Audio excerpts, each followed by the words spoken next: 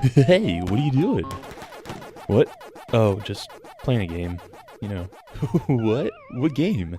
Oh, this game, it's called Call of Battle Final Destiny Extreme Volleyball Warfare.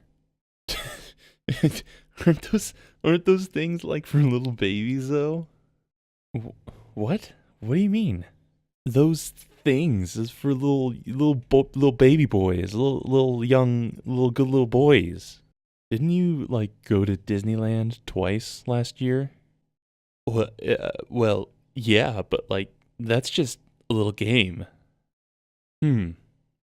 Yeah, I guess it is just a game. Or is it?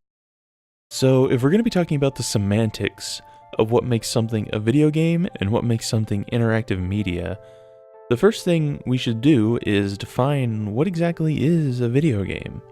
Well, let's start with where the name comes from. Let's break it down. Video games are called video games because their closest relatives at the time were things like chess or other board games or even sports. Now, what do these games all have in common? They're point-based, they're competitive, and most importantly for our purposes, there's no structured narrative. I mean, sure, for something like chess, you could argue there's a narrative there because it's meant to be a metaphor for war, but really, what isn't a metaphor for war? Now let's look at earlier video games, something like Pong or even Space Invaders. These video games are pretty close to board games like chess or checkers. They're point-based, they're competitive, and there's no structured narrative. There's nothing that's been written by an author that's meant to play out.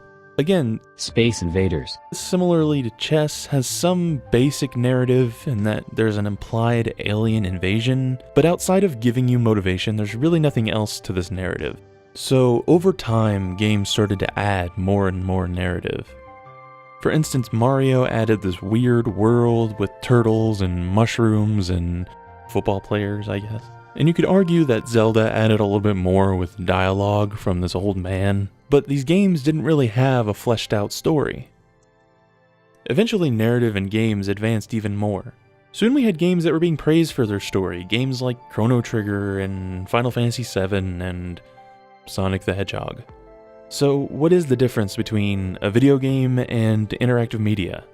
I'd define it as when a game's story becomes more important than its gameplay. But when exactly does that happen? Final Fantasy VII? I mean, I'm sure there's some people who would say that the story is the most important part of that game. Shenmue? I mean, there is some combat in Shenmue, but I think most people play it for the story. Or does it happen with games like Life is Strange or Oxenfree? It's impossible to answer this question because it depends on who you're talking to. But I would argue that it has happened. Enter visual novels. So I'm going to use Doki Doki Literature Club as an example because it's a visual novel that I think a lot of people are familiar with. I know, it's become a meme, but just bear with me please. Don't worry, no spoilers. So DDLC has almost no gameplay. There's this poem writing minigame, but I would argue that's not really gameplay because the effects are only narrative and there's no challenge to it. And frankly, I don't know who would find this fun outside of the narrative effects that it can have. Also, I don't want to spoil it, but there's this puzzle at the end of the game that I guess is kind of gameplay, but it's questionable. So people almost exclusively play DDLC for the story. I mean, even the choices you make in the game don't change the narrative much. And this is the case with a lot of visual novels. I mean, they're called visual novels for a reason. So we have games that are almost entirely narrative, games that have almost no narrative, and games that are somewhere in between. But no definitive way to tell what is a game and what is interactive media. But what's the point of this anyway, isn't it? Just semantics? Yes, it is just semantics, but I do think there is a reason. Video games have been becoming more mainstream, but there is still this cultural idea that video games are inherently juvenile.